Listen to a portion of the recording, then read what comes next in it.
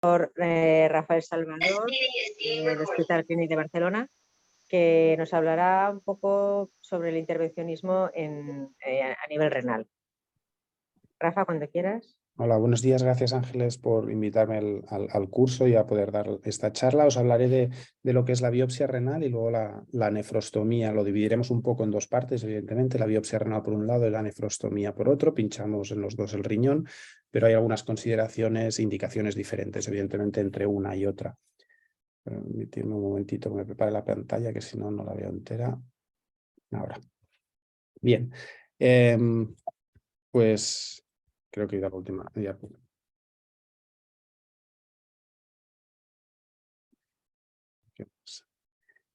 Bien, las indicaciones de la biopsia renal. Hay que diferenciar lo que es la biopsia renal de una lesión, que en ese caso es una biopsia de una masa renal, de lo que sería la biopsia renal propiamente dicha, que es para obtención de una muestra para valoración de los glomérulos y de los posibles infiltrados celulares que puedan haber y que causen disfunción renal. Va a haber indicación de biopsia renal ante un síndrome nefrótico, una insuficiencia renal aguda en la que el nefrología no es capaz de intuir la causa o que les puede guiar mejor y planificar un tratamiento adecuado. Un síndrome nefrítico agudo podría estar también indicada una biopsia. Y luego tenemos, en cuanto al trasplante, pues la valoración de la disfunción del injerto renal, la valoración de un posible rechazo de un injerto renal, a veces incluso cuando hay riesgo inmunológico en un trasplante que ya se sabe de donante vivo, por ejemplo, podemos hacer una biopsia incluso a la semana del trasplante para valorar si hay un rechazo hiperagudo. Y luego en enfermedades sistémicas tipo lupus, que también hay que hacer las biopsias para ver la afectación que hay renal. La biopsia renal se puede realizar, fundamentalmente se hace por guía ecográfica, pero se puede hacer también con guía por TC. Esto es más habitual en Estados Unidos. Puede realizarse también de manera quirúrgica, es excepcional, o transyugular, aunque esto es muy excepcional, requiere mucho más infraestructura y lo más habitual es hacer la biopsia renal por ecografía, que es un poco la que vamos a comentar en esta sesión. Tipos de aguja. Bien, aquí hay para gustos y colores, hay de todo tipo de tamaño, medidas y calibre, ¿no? Y entonces, seleccionar una otra o sugerir una otra, a mí me cuesta. Yo os hablaré de mi experiencia personal y la experiencia de nuestro grupo, pero no, ni estoy casado ni tengo ningún tipo de influencia comercial por ninguna casa. Estas tres agujas son las que utilizamos en nuestra sección, que tienen diferentes mecanismos y luego tienen diferentes presentaciones de lo que es la longitud de corte de la aguja y del calibre. Utilizamos básicamente agujas de 16 o 18 Gs, las Biopince, que tiene un mecanismo completamente automático y que la obtención de la muestra es por avance de la aguja y corte, y entonces toda la sección de la aguja es muestra. Es una ventaja, hay mayor muestra a misma longitud de corte, pues se presenta en 16 y 18 Gs y la misma aguja puede seleccionar que avance 13, 23 o 33 milímetros. Luego utilizamos otra que es Trucut, con obtención de muestra con cazolita que llamamos, ¿no? que parte de la aguja ocupa lo que sería el lugar donde va la muestra, con lo cual la muestra no es tan grande como la de Biopince. La CECUT, con la ventaja que puede tener un mecanismo de disparo automático completamente, es decir, avanza y corta con un solo clic de la aguja, o bien semiautomática, que tú puedes disponer, colocar el mecanismo de la aguja de manera que con un primer clic la aguja avance solo, puedas comprobar que estás donde quieras, que no te has ido donde no deberías, y luego en un segundo clic cortar. Y esta es una gran ventaja de esta aguja, que se presenta en 16 y 18 Gs y que tiene una longitud de avance de 16 milímetros. Y luego, por último, están las agujas semiautomáticas, que son las que utilizamos habitualmente por TC, porque tienen un mayor peso del mango, son muy ligeras. y que son semiautomáticas porque el avance de la aguja es manual, es decir, tú abres la aguja de manera manual, vas apretando y vas viendo cómo se abre, y luego el corte se realiza con un segundo clic, que es dispara el mecanismo y hace el corte y obtienes la muestra. En este caso, las agujas, la misma aguja te permite colocarla en 10 o 20 milímetros de avance, y de nuevo tenemos presentaciones en 16 y 18G. De ACQ también hay de 18G, pero nosotros solo tenemos registrada 16 porque es la que utilizamos habitualmente. Cada una tiene sus ventajas y sus desventajas. Yo personalmente, pues biopince no la utilizo porque este mecanismo de obtención en el cual la aguja avanza y captura la muestra dentro de la aguja, pues no siempre es efectiva, y en más de una ocasión realizas la biopsia y no tienes muestra. Y eso, sobre todo en riñones propios, pues fastidia y da mucho reparo. Por otro lado, la biopince es como un puñal, no tiene ningún tipo de inconveniente en acceder allá donde deseas acceder, es decir, está muy afilada y corta y entra sin ningún tipo de dificultad. En cambio, las otras dos, el atravesar según qué planos, atravesar según qué fascias, es un poco complicado. Entrar en el córtex requiere un poco de técnica y de experiencia. Una vez adquirido, pues no hay un riñón que se resista, como si dijéramos. Entonces, yo me inclino a utilizar biopsias semiautomáticas de estas de BART en injertos renales, y utilizo la ACQ para riñones propios, que utilizamos un 16G, y para trasplantes también utilizo 16G. Pero para gustos colores, ya lo digo, esta es mi experiencia y debe tomarse, pues eso, como una recomendación como personal. De hecho, hicimos un estudio, comparamos durante un año el uso de una aguja a otra, 16 o 18G, para ver cómo, bueno, si había realmente diferencias. Y sí que, a pesar de que no llegamos a diferencias estadísticamente significativas, sí que vimos que obteníamos mayor número de glomérulos cuando utilizamos agujas de 16G, con una misma tasa de complicaciones. Evidentemente, si utilizas una aguja de mayor calibre, esperas encontrarte con mayor número de complicaciones. No fue así en nuestro estudio, y con 16G obteníamos mayor N de glomérulos, con lo cual ahora tendemos a utilizar sobre todo 16Gs.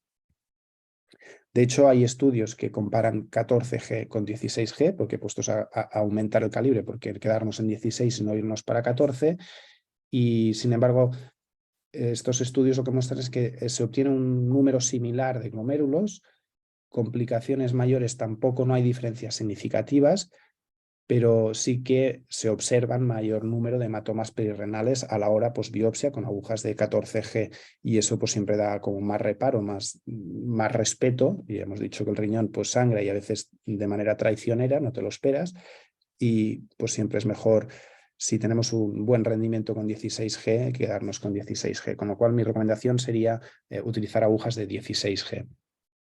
De hecho, en este otro estudio, con 16G obtenían mayor número de glomérulos por muestra, y con 14G mayor número de complicaciones. Es decir, que de nuevo parece que en la discusión entre 14 y 16, con 16 tenemos suficiente y estaría bien. 14, curiosamente, es lo que les gusta utilizar a los nefrólogos, siempre van a más. Es como que igual ojos que no ven, corazón que no siente, ¿no? Igual no ven tantos hematomas porque no los buscan o no los quieren ver, pero son como más valientes ahora de utilizar 14G. 16G me parecería muy recomendable tanto para propios como para trasplantados. Entonces hay que diferenciar bien, porque es diferente y hay consideraciones diferentes, lo que sería una biopsia de un riñón propio de una biopsia de un riñón trasplantado. ¿Por qué? Porque la biopsia del riñón propio es técnicamente más complicada. El riñón trasplantado, el injerto, cuando está en una fosa ilíaca, ya sea derecha o izquierda, sobre todo si está en la derecha, que es lo más habitual, es mucho más accesible, más sencillo de realizar técnicamente. Tu espalda sufre menos también. Hay mayor riesgo de sangrado perirrenal en el riñón propio. Y yo creo que en parte es debido a que la compresión es menos efectiva, porque la distancia entre piel a riñón es mayor en el riñón propio, el injerto suele estar más superficial. Es cierto que hay panículos adiposos diferentes según la tipología del paciente, pero generalmente en un injerto tú puedes realizar una compresión más efectiva porque no vas a tener ninguna costilla que te impida realizar una compresión y la compresión suele ser un riñón más superficial, con lo cual es más efectiva. En un riñón propio acostumbramos a realizarlo sobre el riñón izquierdo a igualdad de grosor parenquimatoso por una cuestión también de facilidad técnica, porque en un paciente en decúbito prono el riñón izquierdo nos va a quedar más cerca de nosotros y de la máquina, con lo cual va a ser más sencillo. No hay movimiento generalmente en los injertos con la respiración y eso también pues, es una facilidad, que en cambio en el riñón propio pues, tenemos a un paciente que evidentemente respira, que está despierto en nuestro caso, porque no dormimos a los pacientes, y que generalmente colabora y te permite realizar inspiraciones profundas para hacer que sea el riñón más accesible, bajarlo y sacarlo de la protección de las costillas para realizar la biopsia de manera subcostal durante una apnea de unos 15-20 segundos. Entonces, lo que suelo hacer con los pacientes es practicar esta inspiración y esta apnea, explicarles pues, que en este momento entraría en el riñón, luego voy a abrir la aguja, va a oír un clic, oirá un segundo clic, a veces solo un clic, comprobaré que todo es correcto, me retiraré y luego le dejo respirar. Y estos 15-20 segundos que el paciente practica inmediatamente antes de la biopsia, ahí le da confianza, sabe qué es lo que va a pasar, sabe cómo va a ir y es necesario. En cambio, en un trasplantado no es necesario hacer esta instrucción, el injerto está quieto y es mucho más sencillo. De hecho, cuando comparamos en artículos, ¿no?, lo que sería la biopsia del riñón propio con el trasplante, hay una tendencia a realizar biopsias con agujas de mayor calibre en los riñones propios, en los injertos, un poco pues porque generalmente hacemos biopsias en injertos sanos, que en lo que estamos valorando en muchas ocasiones son biopsias de protocolo, son biopsias que se realizan después de un trasplante a los 3 y 12 meses post-trasplante para detectar de manera precoz incipientes rechazos o reacciones o recidivas de la enfermedad que hubiera tenido el paciente que le llevó a la insuficiencia renal crónica o terminal, y entonces esos riñones, como que los consideras sanos, procuras pinchar con una aguja de menor calibre, ¿no?, para hacer menos daño en teoría en el riñón. Y esto se ha visto que en esta experiencia de este grupo, a 15 años y después de realizar 1.700 biopsias, comprobaron ellos mismos que estaban utilizando agujas de mayor calibre en los riñones nativos, los riñones propios, mientras que con el trasplante iban con agujas de menor grosor. En cuanto a diferencias, el número de glomérulos era similar en el propio y en el trasplante, y en cambio las complicaciones pues tampoco no observaron diferencias estadísticamente significativas, aunque sí que vieron que el descenso de hemoglobina y el requerimiento de transfusión era mayor en los riñones propios. Ya hemos dicho de complicaciones similares, de hecho, el mismo número de complicaciones fatales, y es que hubo una defunción en ambos grupos. Hubo 2 en el de riñones propios, pero solo una debido a la biopsia.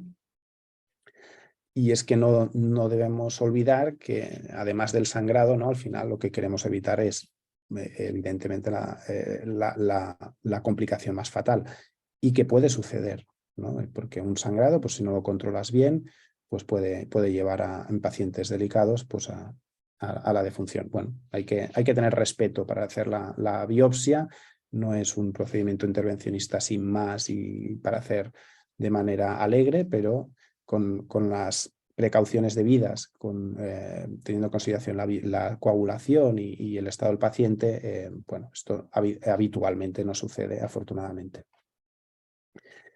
Así que vamos a comentar ahora un poco el procedimiento, ¿no? Primero valoramos las indicaciones, como hemos dicho, en el riñón propio pues sería básicamente la disfunción renal o la valoración de la enfermedad lúpica, generalmente en mujeres, o a veces la biopsia de una masa o una lesión focal. paciente lo realizamos habitualmente con decúbito prono, que es la manera más sencilla, y entonces necesitamos un acceso paravertebral o incluso a veces más lateral. Buscamos el acceso más sencillo. Como veis, siempre hacemos las biopsias con guía ecográfica y sin el mecanismo acoplado de guía que te limita un poco el movimiento del transductor. Hay que recordar siempre que la mano izquierda del transductor es libre de hacer lo que quiera, que no va a hacer ningún tipo de daño, y es la derecha en la que tenemos, por un lado, la aguja de la anestesia al principio y después la aguja de la biopsia, la que sí que puedes cometer algún tipo de daño y de sangrado. Entonces, la que debes limitar tus movimientos. En cambio, la mano izquierda es libre de moverse, ir buscando la aguja y el mejor acceso, incluso una vez iniciado el procedimiento. Es esta libertad que utilizamos los radiólogos, que tenemos los radiólogos, y que en cambio aquellos, generalmente los nefrólogos y también los urólogos que utilizan este mecanismo acoplado, pues no disponen. Entonces ellos preparan la guía, preparan la vía por la que van a acceder al riñón, y de ahí no se pueden mover, porque una vez entran y pinchan, como que está el ecógrafo acoplado a la aguja, ya no pueden moverla y simplemente ven eso que están viendo. No pueden ver si hay un asa que ahora se acerca, no pueden ver si hay un sangrado un poco más lejos, en fin, están un poco más limitados. En nuestra experiencia, en lo que son biopsias de riñón propio, y esta es la experiencia del año 2021, se hicieron 120 biopsias de riñón nativo, a la mitad de ellas en mujeres, no había diferencia. En un 83% utilizamos agujas de 16G.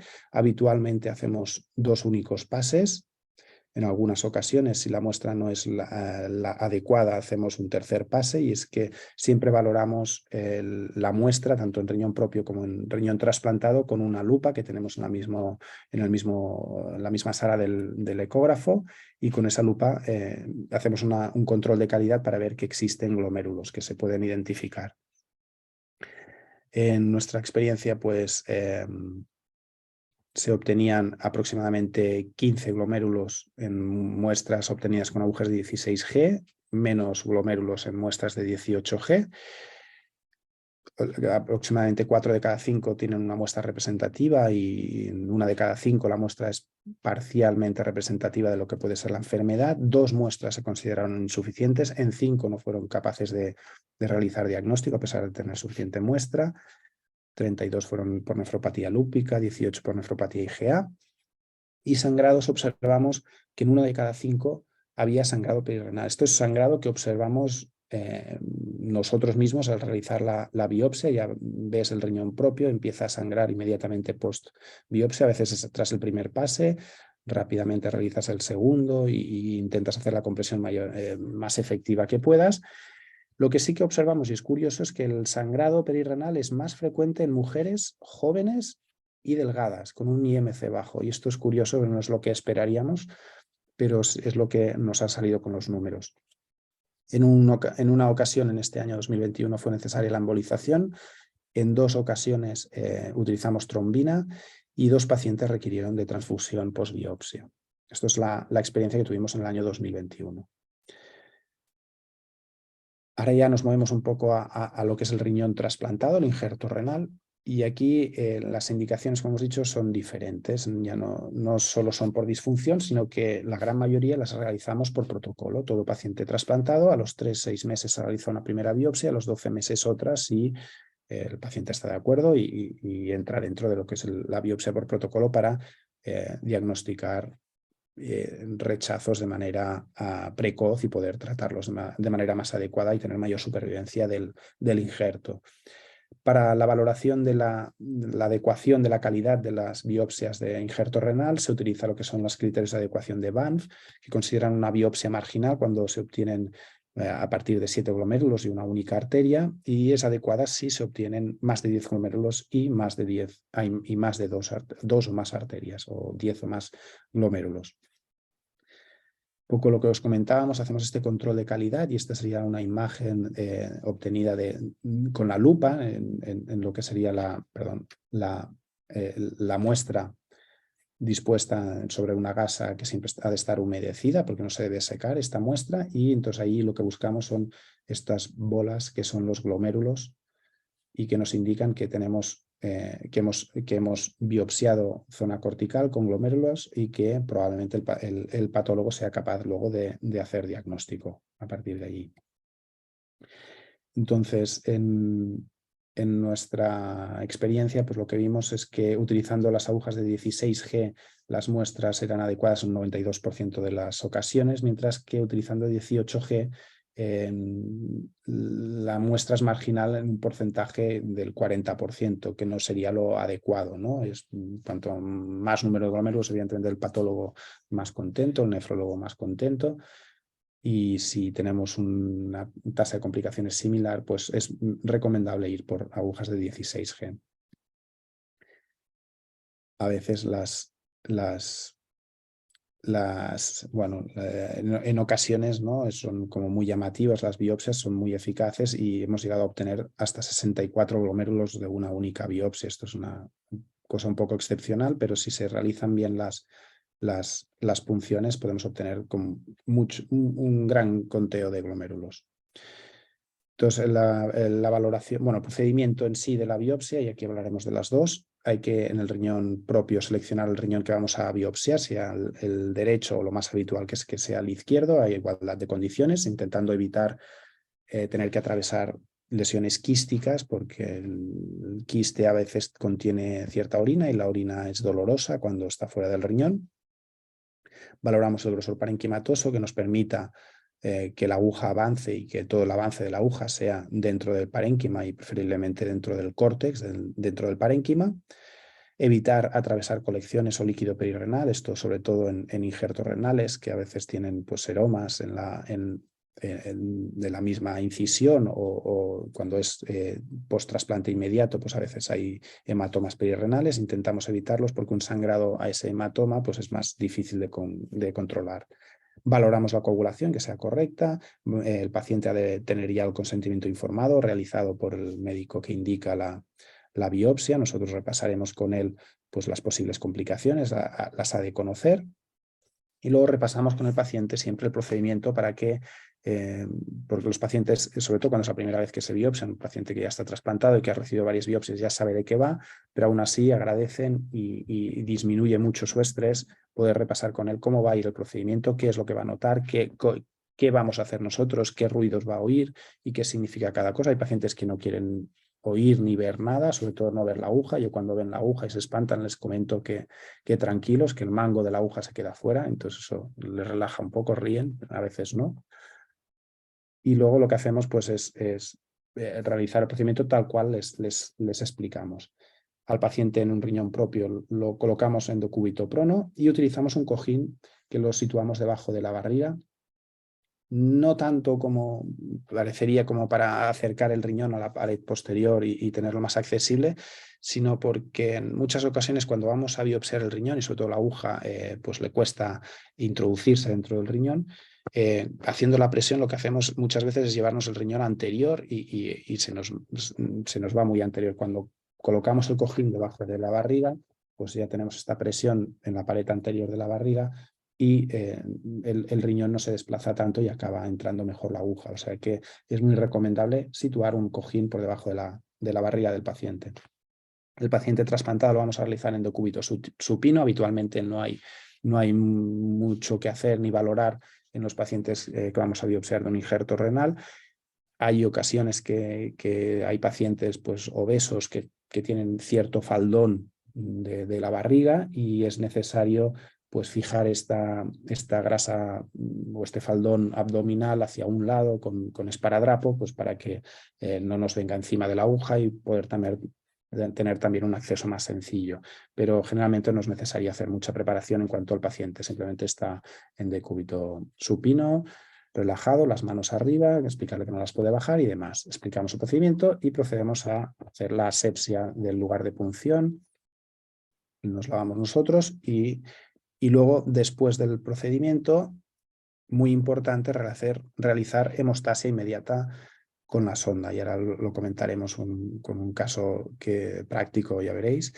Hacemos habitualmente una compresión de 5 minutos. Si hemos visto algo de sangrado perirrenal, alargamos este tiempo.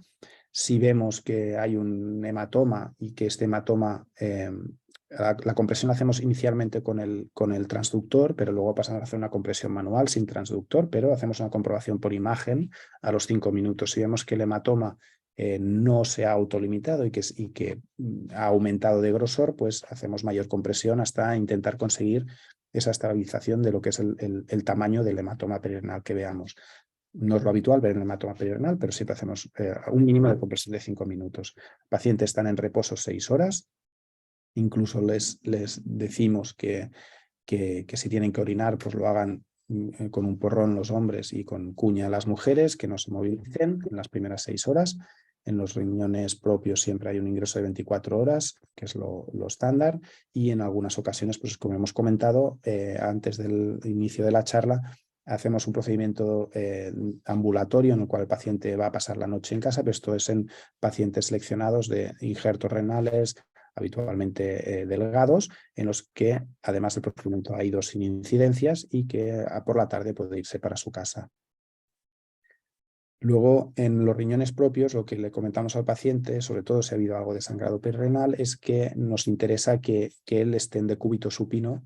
Hemos pinchado en decúbito prona, pero luego él esté en decúbito supino y que se ponga algo debajo del lugar de la punción, habitualmente una sábana bien doblada que sea dura, para que note compresión, para que esta compresión persista mientras él esté en decúbito supino el resto del día, que se va a pasar, y sea más efectivo. A lo mejor, lo más efectivo para evitar un sangrado es la compresión.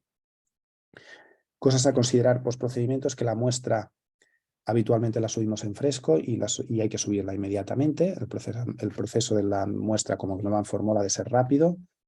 Hacemos una comprobación con lupa antes de subir la muestra y como que la hacemos inmediatamente al obtener la muestra, si es necesario, hacemos una tercera obtención de muestra, y esta muestra siempre ha de estar humedecida, no se seque porque si no pierde calidad. Otra recomendación es, si se puede y disponemos del transductor lineal, pues evidentemente en un injerto renal que nos queda superficial, en este caso a menos de 1 centímetro de la piel, pues la visión que tenemos de la muestra del riñón y de donde podemos obtener la muestra, y entonces siempre es mejor evitar las médulas, que ahí no hay glomérulos, que lo que vamos a valorar o va a valorar el patólogo son los glomérulos.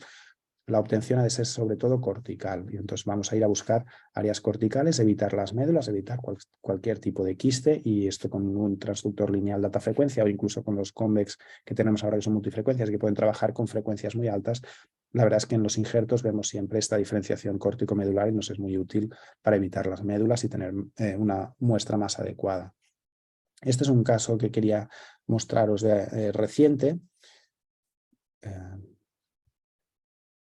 que os quería mostrar, y bueno, como bien sabréis o habréis oído, pues en el Hospital Clínic hemos tenido un ataque y nos ha invalidado completamente todo lo que es la tecnología, con lo cual la obtención de estas imágenes la hice ayer con una cámara sobre la máquina, de unas imágenes que teníamos, por suerte, todavía grabadas en la máquina.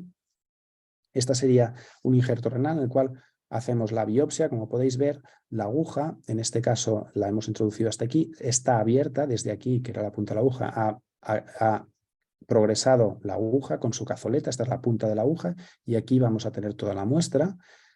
Esto, fijaros en la hora, es la 1:05 y 44 segundos, que es cuando realizamos la biopsia, obtenemos esta imagen, y si ponemos el Doppler, veremos siempre, por eso os recomiendo no poner el Doppler, veremos siempre, a pesar de que no se ve nada de sangrado perirenal, inmediatamente a los 10 segundos, con Doppler vemos que hay un sangrado activo, que no se colecciona, que no lo vemos como una imagen de hematoma perirenal, pero que siempre está allá. Por eso es importante realizar la hemostasia con el mismo transductor, porque con el transductor estamos viendo el lugar de la punción y podemos identificar si realmente hay sangrado, dónde está el sangrado. Este paciente, en este momento, tengo el transductor. Para obtener las imágenes no estoy haciendo compresión, y tras una compresión, fijaros en la hora, 1:06:13, de tan solo 15 segundos, aquí libero de nuevo la presión y volvemos a hacer el vídeo. Vemos que ese sangrado que identificábamos con el Doppler color se ha detenido. La muestra, de hecho, fijaros, el trayecto de la aguja es este, y este es el orificio o la secuela de la obtención de esta primera muestra. Inmediatamente comprobamos la calidad, es buena, todo es córtex, hemos evitado las médulas, todo es cortical y realizamos un segundo pase. Mismo paciente, segundo pase al minuto de la primera biopsia y como veremos también, si ponemos Doppler, pues vemos que vuelve a haber sangrado. Hemos entrado prácticamente en el mismo lugar. Con Doppler identificamos un sangrado que además es como más llamativo, 1,0814, si os fijáis en la hora, a los 15 segundos, con compresión sobre el lugar con el transductor, podemos ver que ese sangrado que identificábamos por Doppler, pero que no hubiésemos podido ver si no ponemos Doppler porque no hay ningún tipo de sangrado, se ha detenido. ¿Para qué sirven estas imágenes? Comentaros que la hemostasia inicial es fundamental. Es decir, y esto se lo recuerdo siempre a aquellos que se están formando, a los residentes, que lo importante no es la obtención de la muestra y rápidamente sacar la aguja para liberar la muestra. No, la muestra, una vez la hemos obtenido y hemos sacado la aguja, está dentro de la aguja y está segura. ¿De acuerdo? Lo que es más importante es, con la mano izquierda, con el transductor, hacer hemostasia, comprimir más que lo que estábamos haciendo cuando hemos obtenido la muestra, de manera que hagamos una compresión efectiva y evitemos un sangrado inicial. ¿Por qué es el sangrado inicial el que luego puede desencadenar sangrados mayores? Porque puede haber un sangrado subcapsular que separe vasos capsulares y estos vasos que se rompen sangran y entonces ya el sangrado es más difícil de controlar. Fundamental realizar una compresión con el transductor inmediatamente tras la obtención de la muestra. Esperamos medio minuto con esta compresión y luego liberamos la muestra si es necesario con las dos manos, si es posible con una única mano y seguimos con la compresión para luego realizar esta segunda toma. El sangrado, como hemos dicho, las complicaciones suelen aparecer en las primeras 6 horas. El sangrado puede ser por 3 mecanismos distintos o a 3 lugares distintos. Puede ir hacia la vía y presentarse en forma de hematuria. Puede ser un hematoma perirrenal, que es lo más habitual, o en ocasiones son hematomas subcapsulares y en estas ocasiones pueden ser más problemáticos. Primero porque son más sintomáticos cuando hay una compresión, porque el hematoma aumenta y hay una compresión del parénquima, hay una hipertensión reactiva y además el paciente muestra dolor. Y luego, cuando se produce este hematoma subcapsular, como hemos dicho, se rompen vasos capsulares y entonces el hematoma es multifocal y ya no es controlable y a veces, en mayor número de ocasiones requiere de embolización. Otra complicación posible es la fístula arteriovenosa. Generalmente se autorresuelven con el tiempo. En nuestra experiencia de esa comparación que hicimos de 16-18G, las complicaciones incluso fueron mayores. Pone 7%, pero en realidad es más de un 10%, son 15 entre 142 muestras. En las muestras obtenidas con agujas de 18G, mientras que un 16G no llegaba al 10%, y en todos casos fueron diagnósticos. Este es un caso de un sangrado postbiopsia. Como veíamos el hematoma, pusimos el Doppler y veíamos este sangrado activo. Con una compresión de 20 minutos, este sangrado que identificábamos con Doppler y con el tamaño del hematoma, a los 20 minutos era estable y desapareció el sangrado con Doppler, con lo cual no fue necesario realizar otro procedimiento. De hecho, en este paciente dejó de sangrar mientras preparábamos la trombina, que es uno de los mecanismos que tenemos para controlar los sangrados. Este es otro paciente. En este caso es un paciente con obesidad mórbida, un IMC elevado, una biopsia de riñón propio sin incidencias, que a las 24 horas por refiere clínica sospechosa de sangrado, se le hace un TAC y evidentemente hay un sangrado, como podemos ver, sin contraste y con contraste, con esa extravasación de contraste. De hecho, lo podemos ver aquí en una fase venosa. Veremos que hay el riñón, que son unos riñones, como ya podéis ver, de cortical adelgazada. En la biopsia era un poco con una indicación límite en un paciente obeso, pero la confianza nos da a atrevernos a hacer algunas cosas que igual no deberíamos hacer, biopsias en estos casos, pero el hematoma se produce, hay un sangrado activo, como podemos ver con esa extravasación, con mucha clínica. El paciente requirió de embolización en este caso. Pero es un sangrado que sucede a las 24 horas. Por eso la necesidad y la sugerencia que os hago de tener estos pacientes ingresados 24 horas con controles analíticos y clínicos. Este es otro caso de sangrado postbiopsia. Vemos ahí el hematoma e incluso le ponemos el Doppler y vemos que hay flujo incluso arterial, ¿no? Está sangrando de manera activa. En este paciente, pues la compresión no llegaba a ser efectiva. Fijaros en el tiempo, las primeras imágenes son de las 11:30, más de 40 minutos de compresión. El hematoma seguía allí. No había aumentado de manera significativa lo que es el tamaño del hematoma, pero seguíamos teniendo visualización de esta imagen por Doppler de sangrado activo con flujo, que en este caso en un paciente con una insuficiencia aórtica muy severa, incluso veíamos pues, el flujo, un vaivén en el punto de sangrado. En este paciente llegamos a utilizar la trombina y a la 1:30 conseguimos que al menos la imagen se detuviera. El hematoma no había progresado más. Eran 90 minutos de compresión, que además hice yo y acabé con unas agujetas los días siguientes tremendas, pero luego pudimos poner la trombina y al menos detener esa imagen de sangrado activo que teníamos por Doppler. El paciente luego cursó sin más incidencias, no fue necesario transfusión ni embolización. Esta otra complicación sería una imagen de fístula arteriovenosa vista a los 3 días post-biopsia. Generalmente se acompaña de una alteración de la ecoestructura alrededor del área de la fístula y vemos esta hiperecogenicidad nodular. La fístula en realidad es simplemente este punto de aquí, en el cual se ve pues, una arteria aferente y una vena eferente de flujo arterializado, como podemos ver con el Doppler. Generalmente se autorresuelven y no requieren de intervención. Consejos y trucos a la hora de realizar biopsias renales. Si les dices un poquito ya rápido el resumen y los Rapidísimo, perdón. consejos, Rafa. Siempre obtener la muestra lo más paralela a la superficie renal que sea posible. Y esto ya era una sugerencia que teníamos, que ya ha sido publicada en varias ocasiones en revistas radiológicas, que mejor muestra, menor tasa de complicaciones cuando la muestra la realizamos de manera superficial. Y un consejo pues, es entrar perpendicular al riñón con la aguja y luego inclinar esta aguja, separar el transductor, apartarnos para no comprimir la aguja y forzarla que se vaya para abajo, de manera que sea lo más superficial posible siempre y tangencial a la superficie del riñón. Luego realizar con la anestesia, utilizar un poco de guía de cómo vamos a ir haciendo la aguja, siempre purgar la aguja con la anestesia antes de entrar, si no vamos a poner aire y vamos a estropearnos nuestra guía, nuestra entrada, el cojín abdominal en el riñón propio y luego instruir bien al paciente como hemos comentado. Realizar la ecografía a mano alzada, que eso nos permite ir comprobando biplano, y si hay cicatriz en un injerto, siempre hacer la biopsia lateral a la cicatriz en las fosas ilíacas. Luego el dedo, un apoyo de seguridad cuando estamos avanzando con la aguja, de manera que cuando nos encontramos alguna obstrucción y la superemos, la aguja no se nos vaya más adentro de lo que deseamos. Entonces tener este dedo o esta mano, la muñeca, lo podamos en contacto con el paciente para que no se nos avance más de lo necesario.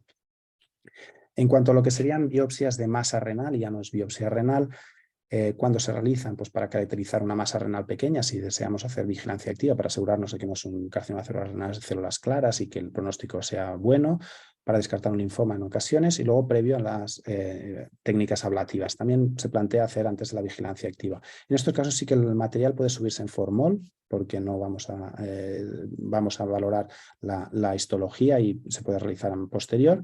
Y para evitar la siembra siempre utilizaremos sistemas coaxiales, sobre todo si las sospechas de carcinoma de células transicionales.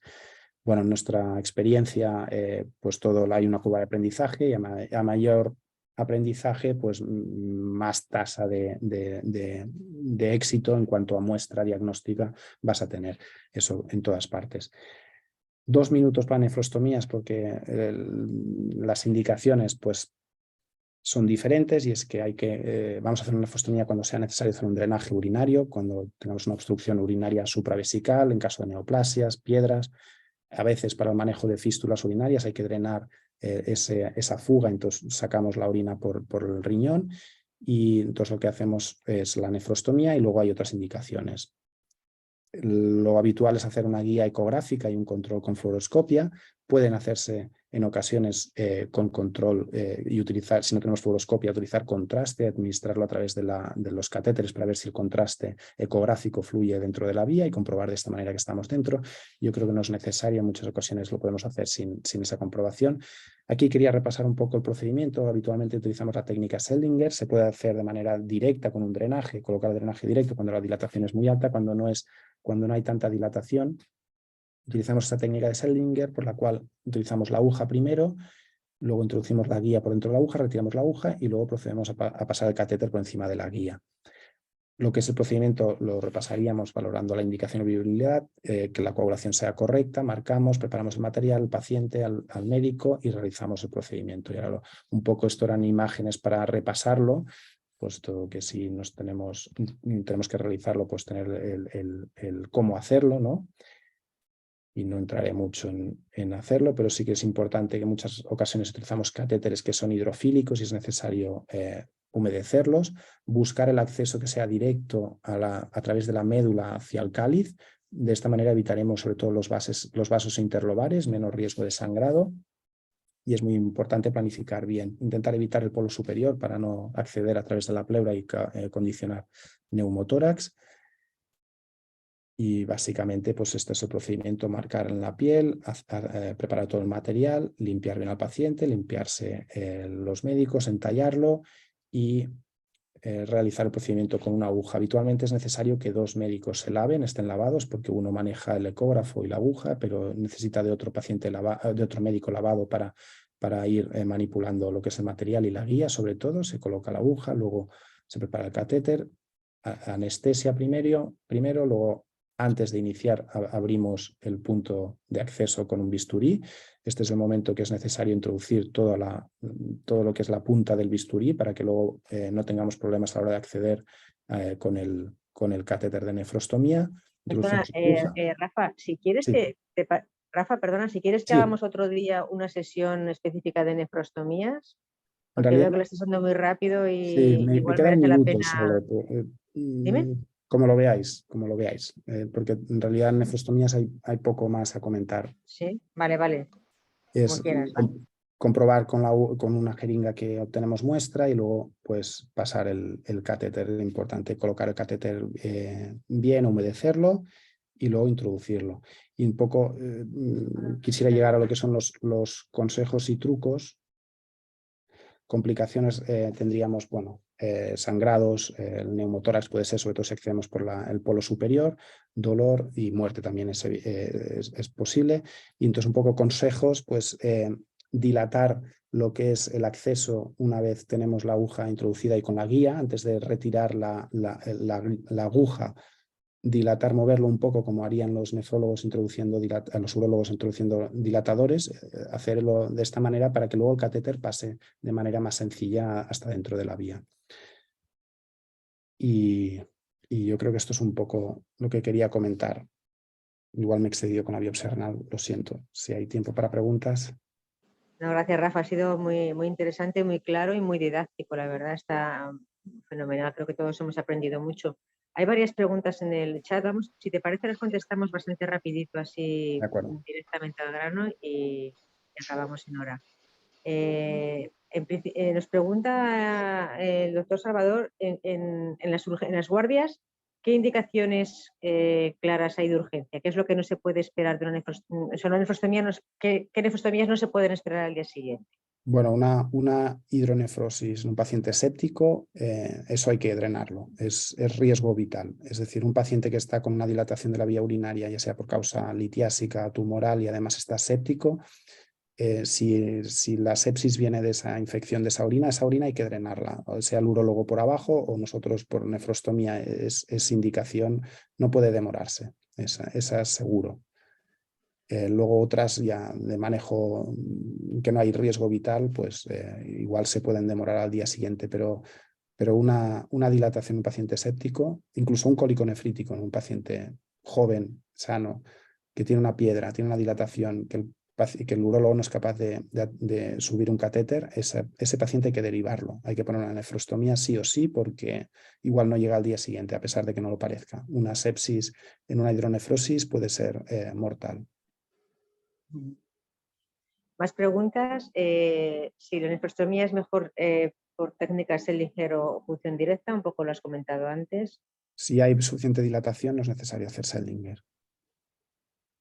Menos riesgo de sangrado con técnicas Seldinger. Uh-huh. En cuanto al aprendizaje, ¿no? De cara a la docencia, ¿cuál crees que es la mejor forma para aprender a hacer biopsias renales o nefrostomías? ¿La simulación en fantomas, el modelo Fantomas. animal, el cadáver? fantomas y, bueno, evidentemente si dispones de modelo animal mejor, pero primero probar en animales. Primero hay que tener una buena técnica de punción, hay que ser suficientemente experimentados como para pinchar allá donde quieras, y eso lo haces con fantomas pinchando olivas. Pero luego lo mejor es, para luego el manejo del material, utilizar fantomas. En relación con los robots, ¿no? Quirúrgicos que ahora hay, ¿tú crees que hay algún robot que pueda ayudar o existe en tu conocimiento algún robot que pueda ayudar en la realización de nefrostomías o biopsias a día de hoy? Bueno, hay unos mecanismos un poco de guía, sobre todo por TC, ¿no? Que te guían por dónde deberías introducirte y demás. Yo creo que la curva de aprendizaje es alta y generalmente cuando vas a utilizar estos robots, tu experiencia ya es suficientemente buena como para no requerirlo. No soy consciente de que haya un robot que te ayude. David Coll nos pregunta ¿cómo hacéis el recambio de nefrostomías? Esto es un procedimiento que realiza directamente el urólogo, que son los que habitualmente hacen recambios también de catéteres ureterales y están más experimentados. No es algo en lo que tenga experiencia. Pero un catéter de nefrostomía no debería, igual que un catéter ureteral, no debería ir más de 3 meses. Es una posible fuente de infección. Y luego pueden cristalizar y ser más complicado la retirada. Ajá. Nos pregunta también el doctor Pedraza si hay guías internacionales estandarizadas tanto para la indicación como para la técnica de las biopsias y las nefrostomías. No que haya encontrado, de hecho buscaba y hay recomendaciones, pero hay papers que pues, te hablan de una aguja 16-18, 16-14, pero no hay un consenso que yo haya encontrado. Así que siempre recomendar el control con fluoroscopia, que no es algo que utilicemos y que yo no he requerido cuando lo he hecho, porque incluso soy capaz de guiar la guía si se me sube hacia un catéter, girarla y bajarla hacia el uréter. La nefrostomía. En cuanto al dolor, ¿cómo lo controláis? ¿Qué tipo de analgesia o sedación recomendáis para reducir el dolor del paciente? Anestesia local y luego si hay dolor pospunción, habitualmente hay una complicación y ya dependerá del tipo de complicación y la anestesia que requiera, pero generalmente no requerimos más que anestesia local. La preparación también va con un poco de atropina para que no hayan reacciones vasovagales con las punciones tanto en la biopsia como en la nefrostomía, pero nada más.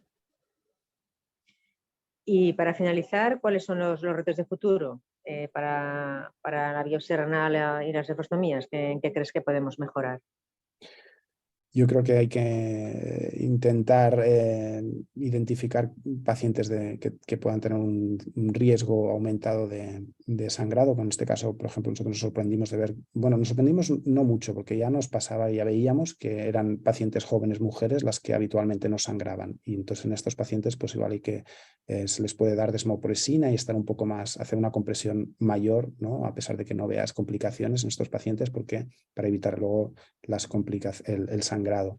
Y luego intentar ir monitorizando tu registro de intervencionismo, ver que la calidad de las muestras sea adecuada y mejorar, pues buscar accesos más tangenciales o ver qué es lo que puedes mejorar. Estupendo, Rafa. Pues muchas gracias. Sé que hay algún oyente que se ha quedado un poco con ganas de escuchar un poco con más detalles el tema de Mi mail, si hubiera biopsia. alguna Espera, duda. hay una última pregunta rápida. Nos pregunta Carlos Alexander si existe en el clínico un comité de urólogos y radiólogos que comente los casos de nefrostomías, el mayor índice de complicaciones cuando se utilizan sucesivas dilataciones. Bueno, no es que exista un comité, sino es que tenemos WhatsApps directos. Entonces, lo que es fundamental es que haya una buena coordinación y una comunicación entre urólogos y radiólogos. Afortunadamente, en nuestro caso, la relación es excelente. Y, oye, puedes ponerte una nefrostomía, yo tengo un día muy lleno, pues sí, no hay problema, y al revés. Y es bidireccional y nos apoyamos en todo, nos prestamos material, comparamos técnicas y unos a otros nos hacemos mejores. O sea que sí, es fundamental la comunicación entre servicios. Perfecto, Rafa. Pues muchas gracias. No sé si, Richard, ¿quieres añadir algún comentario final? Bueno, no, que bueno, me ha encantado la charla y que coincido prácticamente en el 99% de las cosas que has contado. O sea, yo no sé si la podría hacer mejor, creo que no, pero que lo de la angulación de la aguja creo es muy importante, lo de entrar un poquito a tangencial y luego rectificar, es algo que insisto mucho a los resis para, bueno, para tomar una buena muestra y que no se complique. Y ya está, nada que añadir. Muchas gracias, siento la demora. Ángeles, si Muy quieres, bien. Sí, cierro un poco, si te parece bien, Ángeles. perfecto. Sí, bueno, muchas gracias a todos. Gracias, Ángeles, por tu excelente coordinación. Gracias, Richard, también por tus comentarios expertos. Y Rafa, yo creo que ha sido magistral. Y de verdad, por favor, si tú pudieras con Ángeles hacer otro día otra sesión específica de nefrostomías, nos vendría muy bien, ¿eh? Porque como expliques tantos trucos, la verdad es que la aprovecharíamos, ¿eh? Pero ya lo hablas con Ángeles y ya lo miramos. Yo creo que el resumen que hago, bueno, nos has dicho, si hay que decir una cosa para resumir, sería 16. Nos has dicho tantas veces lo del 16G que, vamos, no se nos ocurriría utilizar un 14 o un 18, vamos, porque pensaríamos que nos vas a pegar bronca. Entonces, 16G. No, yo es una sugerencia, ¿eh? Y de hecho, mis compañeros también se lo sugiero y no todos me hacen caso, evidentemente, o Bueno, afortunadamente, pero bueno. no, pero la verdad es que notas que transmites que te gusta y disfrutas y que dominas con los ojos cerrados. Y os he explicado tantos trucos, ¿no? La orientación que Richard un poco reforzaba, la diferencia entre riñón propio y trasplantado, en fin, el tema de la hemorragia que un poco también subrayaba Ángeles, cómo tener cuidado. O sea, magistral, magistral, Rafa. O sea, que yo creo que hay que volver a ver tu sesión de nuevo porque nos dices muchos trucos y ya veremos seguro si te parece bien a ti, Ángeles, también hacer una sesión de nefrostomía. No sé si te parece bien este pequeño mini resumen, Rafa. Perfecto, sí, ¿Sí? totalmente de Perfecto. acuerdo. Muchas Vale, gracias. pues sin más comentaros a todos que mañana tenemos al doctor Rodrigo Alcántara del Hospital del Mar que nos va a hablar de la mamografía con contraste y él se pregunta y nos pregunta si ha llegado para quedarse. Estáis todos invitados, que tengáis un buen martes. Gracias, Rafa, gracias, Ángeles, gracias, Richard. Nos vemos mañana. Un saludo a todos. Adeu. Adeu. Adiós.